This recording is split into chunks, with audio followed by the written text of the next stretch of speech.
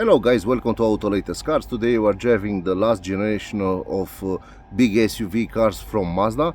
It's called CX-80.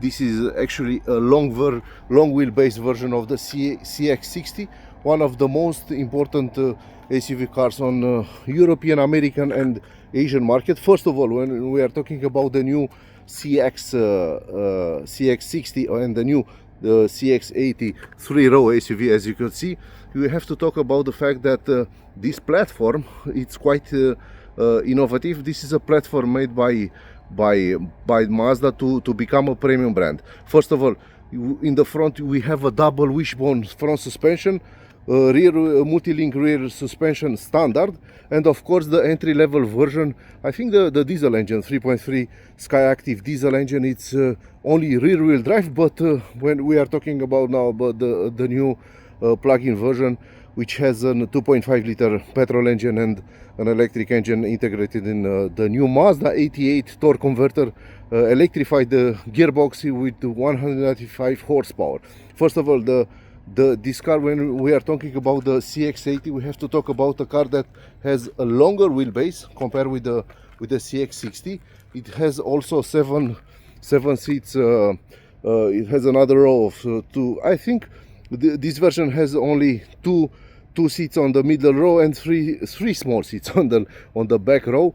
The car is actually started now because it's a plug-in hybrid version, so actually we definitely leave the car on when we make this type of videos, because it's totally silent. The range is it's something like 20 kilometers of EV range, so the engine will not start, I don't know, in the next 20 minutes or something like that. And when it will start on the very efficient mode. First of all, the CX-80 all-wheel drive version that we are testing from our partner Rădăcini Motors from Romania. It's a car that has 327 horsepower. It's a car that it's quite big. It's bigger than the BMW X3. Actually, it's between the X3 and the old, as we could say, the old BMW X5. But I think it's more like an X5 as a comparison with the length and the width and the height. But the car actually drives better than the BMW X3. Actually it drives like a BMW X5. So this is very important. It's a very important feature, because this car is made for American market, but Mazda brought them on European market to make a statement. First of all, the smallest engine is this tiny 2.5 petrol engine. The 4-cylinder 194 horsepower and 270 Newton meters, and this is the entry-level engine. The next level, it's the diesel engine, which has 3.3 liter 6-cylinder inline, which from my point of view, it's one of the most economically diesel engine on the European market, even compared with the BMW 6-cylinder 3 liter. And when we say that, actually we are talking about a single turbo engine with a big capacity, 3.3 liter. This is a mild hybrid integrated engine, not this one, the diesel one. And when we tested the CX-60 with that engine, all-wheel drive system on normal driving, like 70, 80, 90, 100 kilometers an hour outside the town, the fuel consumption was scary. It was like 4.5 liters of diesel engine per 100 kilometers. And even though we were talking about an all-wheel drive car with 2 tons empty weight, this one CX-80 plug-in hybrid has a 17.5 kilowatt hour battery. The battery is integrated in the middle of the car, and as a curiosity, the CX-60 has a I don't know, like a 47 liter petrol engine, but this one, the CX-80 with the longer wheelbase, even though it has an additional row of seats, has a 70 liter petrol tank, which is crazy, because everybody is making big SUVs, plug-in hybrid versions, but with small and tiny petrol fuel tanks. So that means lower range. So the Mazda says that this car with this 70.5 kilowatt hour battery, it will be enough for 60 kilometers. In our review, we could say that this system actually works beautifully around 45. Let's say 45 kilometers. It's enough for this car because it has an empty weight of 2.2 tons, and it's an all-wheel drive system. It's a 327 horsepower and over 500 newton meters system, cumulative power. So it's not going to be very efficient because this car is quite heavy. Okay, let's open the bonnet. Let's talk about the engine and the gearbox, and let's talk about the build quality of Mazda cars. Okay, we open the bonnet. Of course, it's a lot of plastic because this is a modern car. This is a 2025 plug-in hybrid version. Of course, if you want to find out what type of engine it has, it's e-Skyactiv PHEV and 4 cylinders, 1, 2.3. But the most important thing is that you could open that plastic to see actually the technology of Mazda cars. So we open the tiny plastic. It has a very ingenious system. Of course, we found that at the previous CX-60, the little brother. So the engine, it's a 4-cylinder, is the same 4-cylinder, 2.5 liter, 191 horsepower and 270 newton meters. The same engine mounted on the previous generation of CX-5. It has a timing chain, two double head cams, 4 valve per cylinder. It's a Skyactiv G gasoline engine. It's a normally aspirated. It has a mild hybrid system integrated, and of course this version has an electronic the compressor of the air conditioning system. It's electric. It's not driven by belt. It has only a small belt, as you can see, and that's it. Because the battery actually, this system actually works like an Lexus RX 450 hybrid. When you stay on the stoplight, the engine is stopped, but you have air conditioning. Even that outside it's like 40 degrees or 50 degrees in southeast of Europe. This is the air conditioning high, and the low system it's mounted on the right side. It has an air filter normal. Everything is quite decently built. It has a longitudinal positioning. This is a very important thing because this, as I told you at the beginning of this video, this car must compete with BMW and Mercedes. So when you make an transversal engine solution, I think from my point of view it's a low-cost solution. So every car, every big SUV, every car, no matter the brand, that has transversal engine and double clutch here or ECVT gearbox, that's a low-cost technical solution. When we are talking about, let's say, about a Mercedes and Benz and GLC plug-in hybrid or X5 or GLE plug-in hybrid, every German premium car has a longitudinal engine and automatic torque converters. The gearbox, this one has an 88. I think it's made by Mazda. This is not an AC. I think it's made by Mazda, and of course it has 195 horsepower electric engine with 290 newton meters integrated in the gearbox. So you have 191 the petrol, 195 and the electric.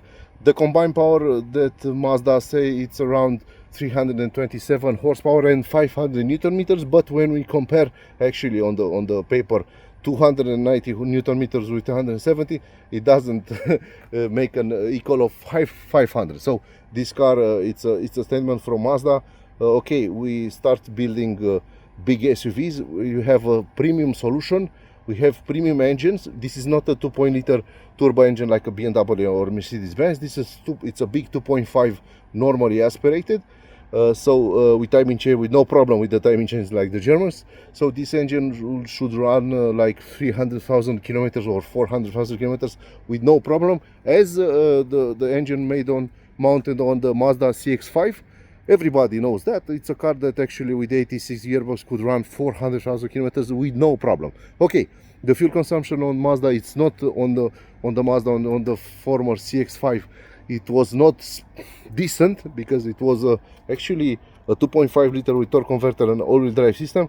But the new CX-80 actually removes all the problems with the fuel consumption, because this car actually has a fuel consumption of around 2 liters with the battery full. And actually driving in the hybrid mode, we drove this for 500 kilometers, and actually every car that I drive in with the plug-in system, actually I drive it in the full hybrid mode. I don't drive it on EV mode, because we take this car for the review with the fuel tank of petrol, and actually I want to see the fuel consumption, the real fuel consumption, for the guys that actually don't go from charger to charger. So the efficiency of this car, it's top of the line when you stay in the home and charge it at home, or where you have the possibility to charge it at your workplace. So if you go for 8 hours at the workplace, you charge it with the slow charge system. I think it's 7.5 kilowatts, but it's enough. Actually I charged this for 1 hour, and the system in 1 hour something around 6 kilowatt with the Type 2 charger, which is quite decent from my point of view, because you could actually charge this battery around 2.5 hours on a Type 2 charger, and the maximum speed was 9 kilometers of 9 kilowatts of speed from that charger. But the system actually works decent. It doesn't have a big battery. It has only 17.5 kilowatt-hour battery, which is small for a 2.3 tons empty weight. If you put seven guys inside and their luggage, and if you drive it actually somehow hard, you'll definitely have a big issue with the EV range. But if you drive it on the hybrid mode, you definitely could go for around 700 kilometers, or no, not 700, sorry. You have 70 liters of petrol engine, and actually put the system to charge around 50% of the battery. You'll go around 1000 kilometers with no problem. Of course, with 70 liters, so the fuel consumption, the real fuel consumption of this car in the hybrid mode, with the state of charge battery to be maintained at 40-50%. So to drive it full electric in bumper to bumper mode, let's say you have 2 kilometers of bumper to bumper, 2 kilometers on 1 hour, you definitely should preserve the battery for that situation. So you have to drive it on the hybrid mode to actually use the petrol engine in the normal and efficient drive style, like say 70, 80 kilometers an hour. And after that you drive it in the city driving on that bad roads, on bad situation, on EV. So the efficiency of this engine, it's around 7.5 liter per 100 kilometers if you drive it, as I told you, in hybrid mode, with a buffer of 40% of the battery, which is quite incredibly good compared with the former Mazda CX-5 with the 2.5 liter, with this engine with 86 gearbox, only with mild hybrid. So the system, it's expensive, it's decent, but actually it's quite efficient. It's quite efficient when you have when you learn how to drive it efficiently. If you stay at home and you have a Type 2 charger, okay, go home, put it on the charger. In 3 hours, it's 2.5 hours, it's full tank of electricity in the battery. You go to work 20 kilometers, you go back home 20 kilometers, and it's quite enough. If you go, let's say, 50 kilometers till your work, or if you drive it on the highway, this electric engine mounted on the gearbox could actually make this Mazda CX-80 run on full EV mode until 140 kilometers an hour, which is wow. This is a BMW and Mercedes experience plug-in hybrid, because all other plug-in hybrids are like 100 kilometers an hour, and that's it. We start the petrol engine. The build quality of this car, it's impressive, of course, compared with other Mazda, because this is the first. It's one of the first premium Mazda. First of all, when you see the interior, they put it everything. It's made to be premium. Even the windshield, sprinkles are integrated in that system. Everything is quite good. Everything is made to be 5-star IHHS and safety feature in USA, or 5-star Euro NCAP in Europe. It's built in Japan, so it for you European American guys the next in the next purchase of Mazda, it will be around, I don't know, let's say 10% or 50% more expensive, because this car, it's like made on on US market, it's like 70% made in Japan, but this one made in sold in Europe, it's like 100% made in Japan. So it has the best build quality from my point of view, and that says a lot, because a lot of Toyota cars are made in Turkey, are made in France. So Toyota, it's a very normal brand. It's a medium level brand, but the prices of Toyota cars like a RAV4, it's like 60,000 euros. So it's crazy to pay 65 or 60 around 60,000 euros on a RAV4 with 5 seats. And actually Mazda sells this car with 4,000 euro cheaper, but with 7 seats, and the car actually is like a Toyota Highlander, not like a RAV4. So this is the next change in the Japanese battlefield on the European market. Let's go inside and talk about the build quality and why this Mazda, it's one of the top of the line SUVs plug-in hybrid in 2025 in Europe. Okay, let's go inside. Decent let's see, the AGC, Asahi Glass Company glasses, windows, because it's a Japanese product. As I told you, this is the most important thing. Okay, when you start the car, you'll have the round view monitor, which is quite decent, because for a lot of you guys, this is a normal. Okay, let's shut it somehow shut it.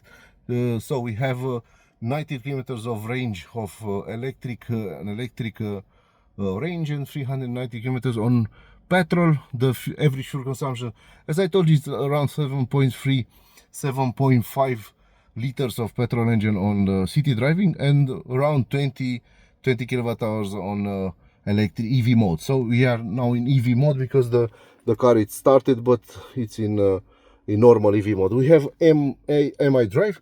Here you could see, you could choose off-road, EV, normal, and sport. So you definitely should drive it 100% of the time in the normal mode, because the hybrid system of this car, it's quite efficient, and you should be very thankful to actually consume some petrol, but also some electricity, to be very efficient in long term. So the build quality, it's top of the line. It's very good from my point of view. This is better than Audi Q5.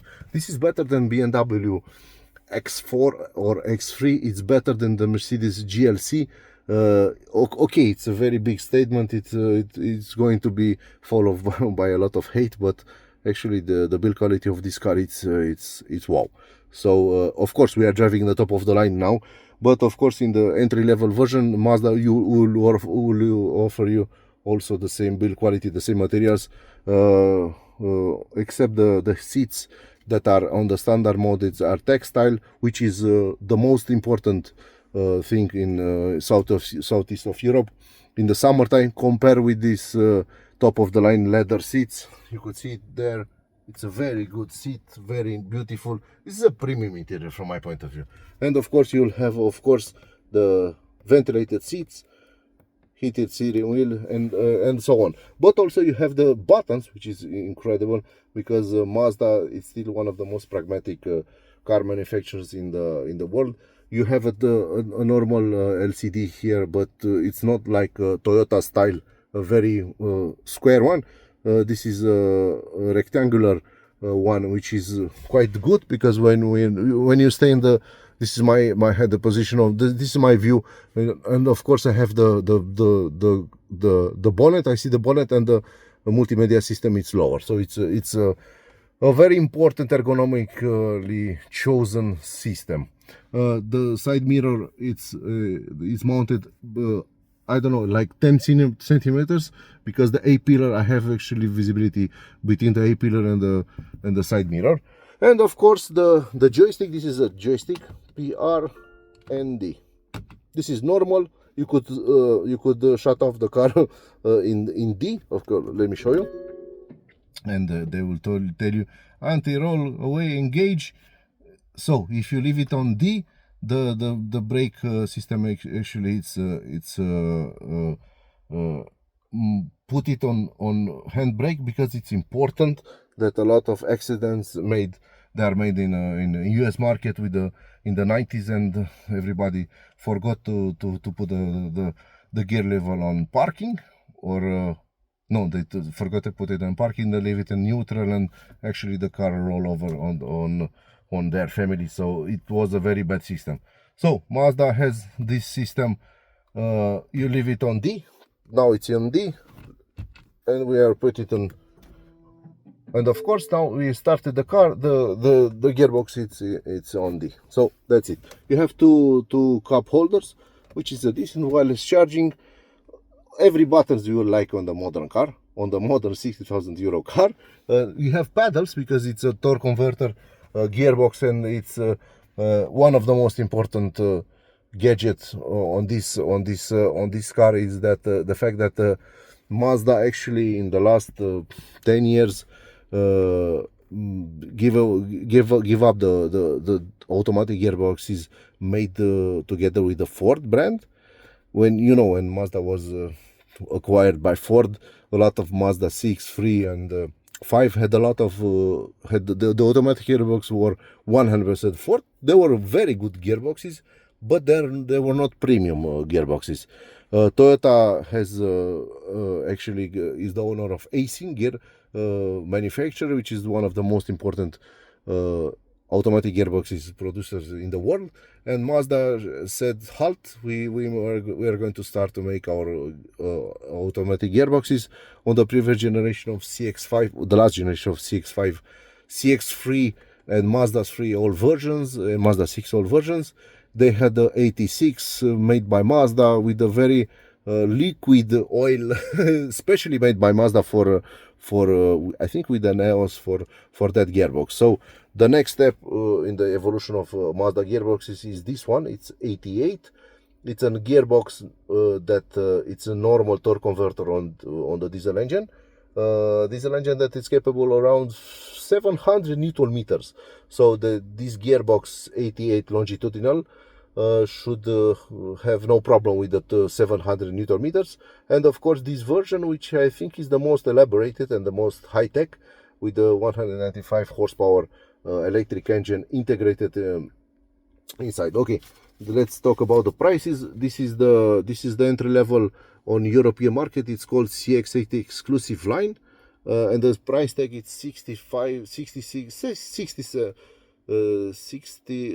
57,000 euros.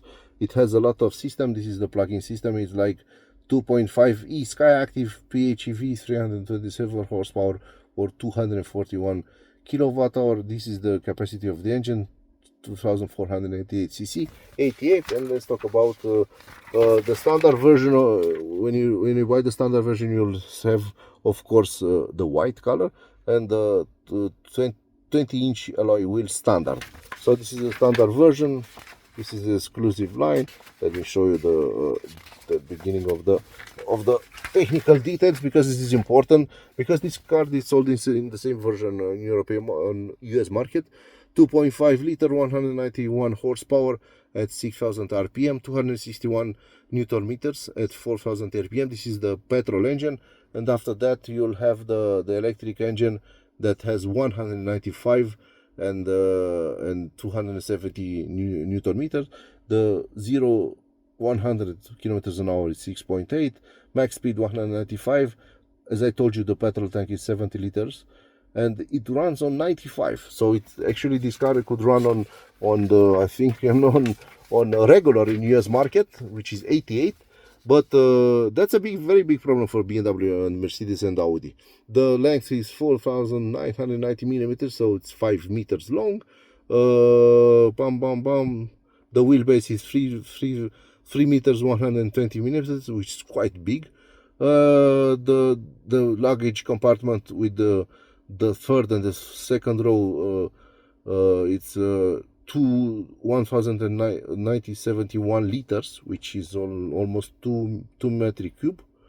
System empty weight 2,240. So that's the entry level version, and this This is the car actually that you are in. It's called Homura Plus, 67,190 euros. Of course, it's a crazy price for a Mazda, but you have a lot of seats. You'll have an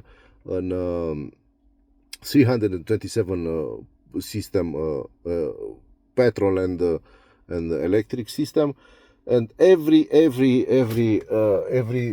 it's offered standard. Of course, as a pro, it's like the build quality of this car. It's at a level of BMW, but better than Audi and Mercedes from my point of view. Pro, it's the fuel consumption and the road handling of this car. It's like a BMW style. It's an all-wheel drive system, so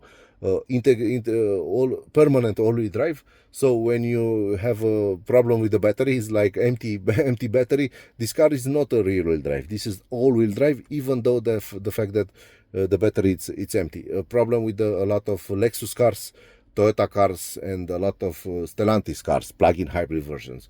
When you go without energy in the battery, it's a two-wheel drive system. No, this one, it's all-wheel drive system.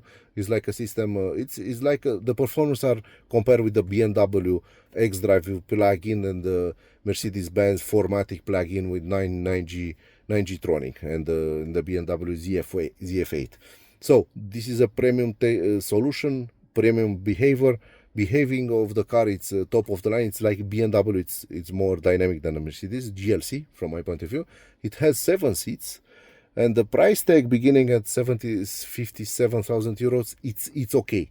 It's incredibly more for a Mazda, but this is decent from my point of view, because you'll get a lot of technology. So on European market, you will have 6-year one or 150,000 kilometers warranty. But as I told you, as the guys from Mazda told me, you have you could pay for 10 years warranty. So it's no problem with this car compared with the Germans with 2 years or unlimited warranty. So this car, let's go and talk about this one outside. This car actually, it has it's quite strange from the beginning of this video, because a lot of guys don't understand the new big Mazda SUVs Mazda. But after you drive one, you'll definitely change your position, because these cars are quite big. They're quite decent. They have a lot of technology.